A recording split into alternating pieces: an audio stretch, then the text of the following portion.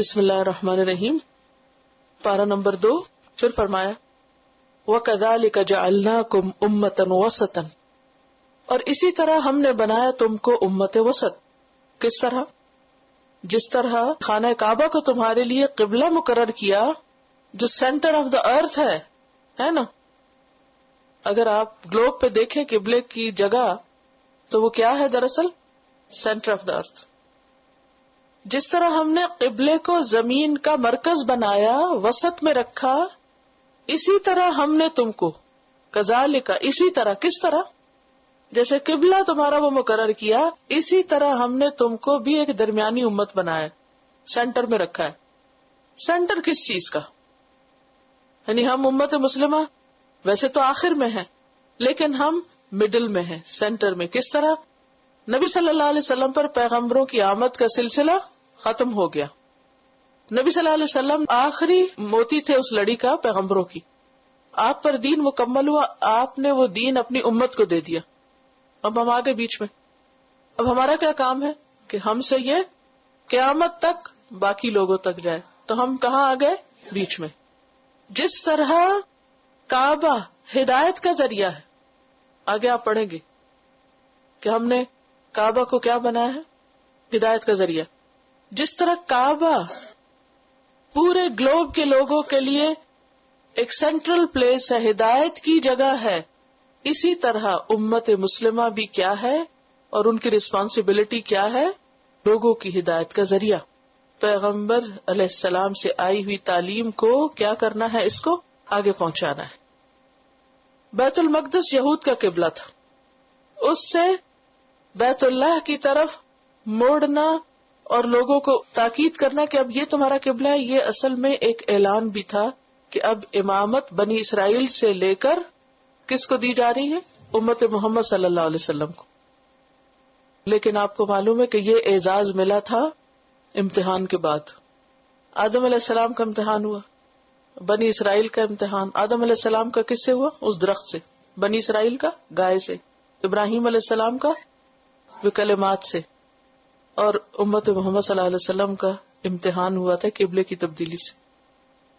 وَكَذَلِكَ جَعَلْنَاكُمْ أُمَّةً وَسَطًا لِتَكُونُوا شُهَدَاءَ عَلَى النَّاسِ، تاکہ تم لوگوں پر گواہ بن جاؤ، دنیا میں بھی اور آخرت میں بھی. دنیا میں کیا گواہی؟ حق کی گواہی. اور آخرت میں کس چیز کی گواہی؟ کہ باقی رسولوں نے بھی اپنی امتوں کو پیغام پہنچا دیا تھا. لِتَكُونُوا شُهَدَاءَ عَلَى النَّاسِ، تاکہ تم لوگوں کے خلاف قیامت کے دن گواہی دو. وَيَكُونَ الرَّسُولُ عَلَيْكُمْ شَهِيدًا، اور رسول تم پر گواہی دیں. کیسے؟ دنیا میں پیغام پہنچا کر. حق کا پیغام پہنچایا نا ہم کو، گواہی دی نا حق کی. حجۃ الوداع کے موقع پر آپ صلی اللہ علیہ وسلم نے سب کو مخاطب کر کے کہا تھا الا هل بلغت، لوگوں سنو کیا میں نے تم کو میسج پہنچا دیا؟ تو لوگوں نے کہا کہ ہاں آپ نے بلغت وادیت الامانۃ، آپ نے پہنچا دیا، امانت کا حق ادا کر دیا. تو آپ نے 3 بار یہ بات دہرائی اور انگلی اٹھا کے کہا اللہم اشہد، اللہم اشہد، اے اللہ تو گواہ رہے میں نے ان کو پیغام پہنچا دیا ہے. سورۃ النساء میں بھی آتا ہے وجئنا بک علی ہؤلاء شہیدا. قیامت کے دن کیا ہوگا کہ نبی صلی اللہ علیہ وسلم اپنی امت کے یا تو حق میں گواہی دیں گے اور یا خلاف. کس کے حق میں گواہی دیں گے؟ جو آپ کے طریقے پہ چلا. اور کس کے خلاف گواہی دیں گے؟ جنہوں نے آپ کا طریقہ چھوڑ دیا. جیسے وقال الرسول یا رب ان قوم اتخذوا هذا القرآن مہجورا، اور رسول کہیں گے کہ اے رب میری اس قوم نے قرآن کو چھوڑ دیا تھا. تو نبی صلی اللہ علیہ وسلم کچھ لوگوں کے حق میں شفاعت کریں گے اور گواہی بھی دیں گے کہ انہوں نے طریقہ درست اپنایا. بلکہ ایک اور روایت میں آتا ہے کہ آپ پر امت کے اعمال پیش کیے جاتے. تو قیامت کے دن بھی آپ دیکھ رہے ہوں گے کس کے ہاتھ میں کیا، کون کیا لے کر آیا. تو مجرم اپنے چہروں سے پہچان لیے جائیں گے. تو کچھ لوگوں کے حق میں وہ گواہی دیں گے ان کے اعمال کی وجہ سے، اور کچھ لوگوں کے خلاف گواہی دیں گے کہ انہوں نے امت ہونے کا حق ادا نہیں کیا. وَيَكُونَ الرَّسُولُ عَلَيْكُمْ شَهِيدًا وَمَا جَعَلْنَا الْقِبْلَةَ الَّتِي، اور نہیں بنایا ہم نے قبلے کو، الَّتِي كُنْتَ عَلَيْهَا، وہ جس پر تم پہلے تھے. یعنی بیت المقدس کو ہم نے کیوں قبلہ قرار دے دیا مدینہ آنے پہ؟ إِلَّا لِنَعْلَمَ، مگر اس لیے کہ ہم جان لیں من یتبع الرسول، رسول کی پیروی کون کرتا ہے، ممن ینقلب علی عقبیہ، اس سے جو اپنی دونوں ایڑیوں پہ پھر جاتا ہے. یعنی یہ تمہارے امتحان کے لیے تھا. ابھی میں نے بات کی نا کہ ہر ایک کا ٹیسٹ ہوتا ہے. یہ دنیا ہے امتحان کی جگہ، انڈیویجلی بھی ہوتا ہے اور ایز اے گروپ بھی ہوتا ہے. ٹیسٹ سے گزارے بغیر، امتحان کے بغیر کوئی اگلے درجے پہ نہیں جا سکتا. تو امت مسلمہ کا ٹیسٹ کیا تھا؟ مدینہ آنے پہ کہا گیا بیت المقدس کی طرف رخ کرو. اب یہ بھی ایک دھچکا تھا کہ اچھا اب تک تو ہم کعبہ کی طرف کر رہے تھے، اب ہم سے مکہ بھی چھٹا، کعبہ بھی چھوٹ گیا. دیکھیں نا، مسلمانوں کے لیے مدینہ آنا، مکہ چھوڑ کے ایک شوق تھا، اور اب مدینہ آ کے کہا جا رہا ہے کہ وہ قبلہ بھی چھوڑ دو. یہ کوئی آسان نہیں تھا. اب کیا ہوا، 16-17 مہینے اس کی طرف منہ کر کے بیت المقدس کی طرف نماز پڑھتے رہے. اب دوبارہ حکم آ گیا اب اس کو بھی چھوڑ دو، دوبارہ خانہ کعبہ کی طرف منہ کر لو. یہ ایک بہت بڑا ٹیسٹ تھا، کیونکہ اللہ سبحانہ تعالیٰ فرماتے ہیں وَإِن كَانَتْ لَكَبِيرَةً، اور یہ بہت بھاری گراں چیز تھی، بہت مشکل تھا اس حکم کو ماننا. إِلَّا عَلَى الَّذِينَ هَدَى اللَّهُ، مگر ان لوگوں پہ کچھ بھی مشکل نہیں تھا جن کو اللہ نے ہدایت دی. ان کے دل کسی مشکل میں نہیں تھے. انہوں نے اللہ کا حکم ہے، پہلے فرمایا ادھر کرو، وہ ہم نے کر لیا، اب کہا ادھر کرو، کوئی بات نہیں. لیکن جن کا ایمان کمزور تھا ان میں سے کچھ لوگ مرتد بھی ہو گئے، مسلمان نہ رہے، چھوڑ دیا انہوں نے دین کو. کیوں؟ اس پروپیگنڈے کی وجہ سے کہ یہ تمہارا نبی کیسا نبی ہے، کبھی کہتا ہے ادھر منہ کرو، کبھی کہتا ہے ادھر کرو، اس کو تو خود ہی نہیں پتا کیا کرنا اور کیا نہیں کرنا. تو اس سے یہ بھی پتا چلتا ہے کہ جو نیگیٹو پروپیگنڈا ہوتا ہے وہ لوگوں کے ذہن خراب کرتا ہے، اور بعض اوقات اس کی وجہ سے ایمان جانے کا بھی اندیشہ ہوتا ہے. اللہ تعالیٰ نے نبی صلی اللہ علیہ وسلم کے صحابہ کو ایک دفعہ نہیں کئی دفعہ آزمایا تھا.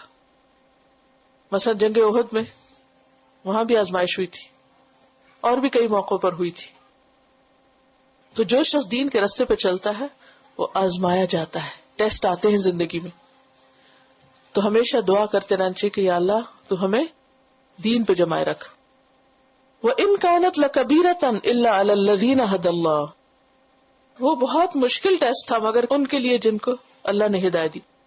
اچھا یہاں اللہ تعالیٰ فرماتے ہیں تاکہ ہم جان لیں کہ کون رسول کی پیروی کرتا ہے.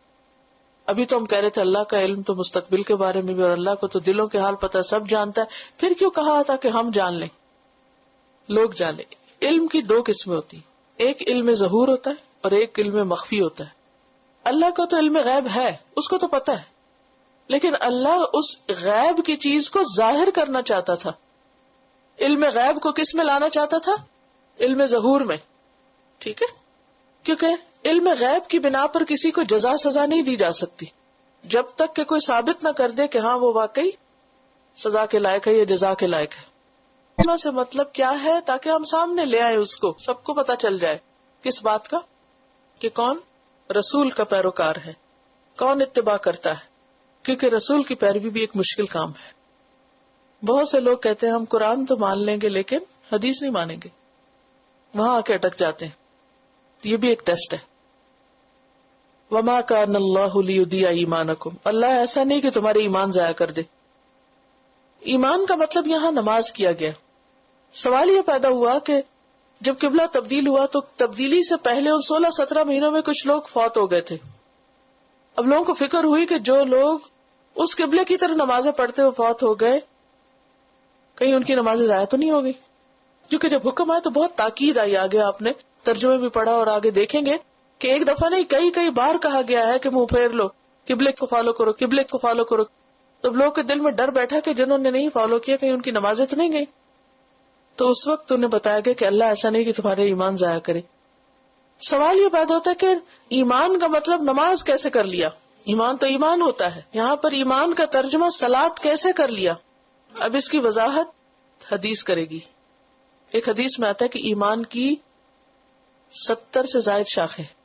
ٹھیک ہے، الایمان بدع و70 شعبہ فافضلها قول لا الہ الا اللہ. ایمان کی 70 سے اوپر شاخیں ہیں، سب سے افضل قسم کیا ہے؟ لا الہ الا اللہ. وادناها، اور اس کا نچلا درجہ، ادنا درجہ، اماطۃ الاذى عن الطریق، راستے سے تکلیف دہ چیز ہٹانا. یہ بھی ایمان ہے. پھر فرمایا والحیاء شعبۃ من الایمان، حیا بھی ایمان کا حصہ ہے. ٹھیک ہے، تو نماز بھی کیا ہے؟ ایمان کا حصہ ہے. گویا دوسرے لفظوں میں ایمان ہے. اور ہم نے ایمان کی ڈیفینیشن میں کیا پڑھا تھا کہ وہ کیا ہے؟ ما وقر فی القلب، جو دل میں اتر جائے، وہ صدقہ العمل، اور عمل اس کی تصدیق کرے. ایمان صرف کسی کنسپچل چیز کا نام نہیں. ایمان دل میں بھی ہوتا ہے، زبان سے بھی بولا جاتا ہے، ڈکلیئر بھی کیا جاتا ہے، اور عمل سے بھی کر کے دکھایا جاتا ہے. تو اس لیے سوال کے مطابق یہاں پر جو جواب دیا گیا وہ صلاۃ کی بجائے ایمان دیا گیا، تاکہ لوگوں کو نماز کی اہمیت پتہ چلے. جو شخص نماز ہی نہیں پڑھتا اس کا کوئی ایمان ہی نہیں. نماز کفر اور اسلام میں کیا کرتی ہے؟ فرق کرتی ہے. نماز کیا ہے؟ ایمان کا حصہ ہے. اور جو اپنی نماز ضائع کر دیتا ہے وہ دراصل اپنے ایمان کو ضائع کر دیتا ہے. قیامت کے دن سب سے پہلا حساب نماز کے بارے میں ہوگا. ان اللہ بالناس لرؤوف الرحیم، بے شک اللہ لوگوں پر البتہ شفقت کرنے والا مہربان ہے. یعنی وہ لوگوں کو نقصان نہیں دیتا. اس نے یہ احکامات اس لیے نہیں دیے کہ لوگوں کی نمازیں ضائع ہو جائیں. وہ اس لیے دے رہا ہے تاکہ قیامت تک لوگوں کو ایک مرکز مل جائے، عبادت کے لیے ایک ڈائریکشن مل جائے، اور ان کے اندر ایک یونٹی پیدا ہو. تو قبلے کا حکم اپنے اندر کئی مصلحتیں رکھتا ہے، اور سب سے بڑی مصلحت کیا تھی کہ رسول کی پیروی کون کرتا ہے؟ اس سے جو اپنی دو ایڑیوں پہ پھر جاتا ہے، یعنی جو بیکورڈ ہو جاتا ہے. دو ایڑیوں پہ پھرنا کیا ہے؟ بیکورڈ ہونا. آج کے دور میں لوگوں کا خیال کیا ہے کہ سنت پر عمل کرنا کیا ہے؟ بیکورڈ ہونا ہے نا. جو سنتوں پہ عمل کرتے ہیں ان کو لوگ کیا کہتے ہیں، کیا سمجھتے ہیں؟ بیکورڈ لوگ ہیں. اور یہاں کیا کہا جا رہا ہے؟ رسول کی پیروی چھوڑنا کیا ہے؟ بیکورڈنس. تو کس کی بات زیادہ سچی؟ اللہ کی بات زیادہ سچی ہے. ممن ينقلب على عقبيه. تو بات یہ ہے کہ قبلے کا مقرر کرنا دراصل امت کے مرکز کو مقرر کرنا تھا، اور اس کے ساتھ ہی امت کے امامت کے رول کو واضح کیا گیا کہ امتاً وسطاً اب کیا ہے؟ لوگوں کی ہدایت کا ذریعہ ہے. تو ہم سب کو بھی اپنے رول کو پہچاننا ہے اور اللہ کے دوسرے بندوں تک اسلام کا پیغام پہنچانا ہے. اور وہ پیغام اسی صورت میں پہنچے گا جب ہم خود اس پر عمل کریں گے، اس کو ویلیو کریں گے، اس پر ہمیں کانفیڈنس ہوگا، اور نماز کے وقت میں کہیں پر بھی ہوں اپنے ایمان کی حفاظت کریں گے، نماز ادا کریں گے. قبلہ کی تبدیلی کا حکم کیوں دیا گیا تھا؟ قبلے کی تبدیلی کیوں کی گئی؟ امامت کی تبدیلی کے لیے، اور کوئی اور وجہ؟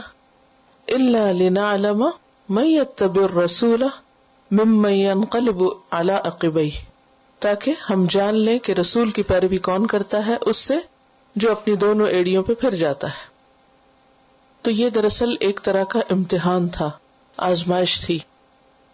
اس بات کی آزمائش کہ ہر حال میں بات کون مانتا ہے، کیونکہ ہم بعض اوقات اللہ کی بات مان لیتے ہیں جب وہ ہمارے موافق ہوتی ہے، ہمارے لیے آسان ہوتی ہے، لیکن جب وہ مشکل ہوتی ہے، ہماری عقل میں نہیں آتی، یا ہمارے دل کو نہیں لگتی، یا ہماری خواہشات کے خلاف ہوتی ہے، تو پھر ہمارا رویہ کیا ہوتا ہے؟ ہم اس کو نہیں مانتے. تو دونوں وجوہات ہیں کہ امامت کی تبدیلی بھی تھی اور اس کے ساتھ ساتھ آزمائش بھی تھی. وما كان الله ليضيع ایمانکم، اللہ ایسا نہیں کہ تمہارے ایمان ضائع کر دے. یہاں ایمان سے کیا مراد ہے؟ نماز. نماز کو ایمان کیوں کہا گیا ہے؟ ایمان صرف دل کے ماننے اور زبان کے اقرار کا نام نہیں، بلکہ ایمان عمل کا نام بھی ہے، اور عمل میں سب سے بڑا عمل، سب سے اللہ کو محبوب عمل نماز ہے. تو اس لیے نماز بھی ایمان ہی کا حصہ ہے، اور یہاں پر اس کو ایمان کہا گیا اس کی اہمیت کے پیش نظر. اور ویسے بھی ایک حدیث سے پتہ چلتا ہے کہ ایمان کی 70 سے کچھ اوپر شاخیں، جن میں سب سے افضل لا الہ الا اللہ ہے، اور ادنا اس کا حصہ کیا ہے؟ رستے سے تکلیف دہ چیز کا ہٹانا. اور نماز بھی ایمان کا حصہ ہے. جس کی نماز نہیں اس کا ایمان بھی نہیں. نماز ایمان اور کفر کے درمیان فرق کرنے والی چیز ہے. تو اس لیے یہاں پر نماز کو ایمان کہا گیا.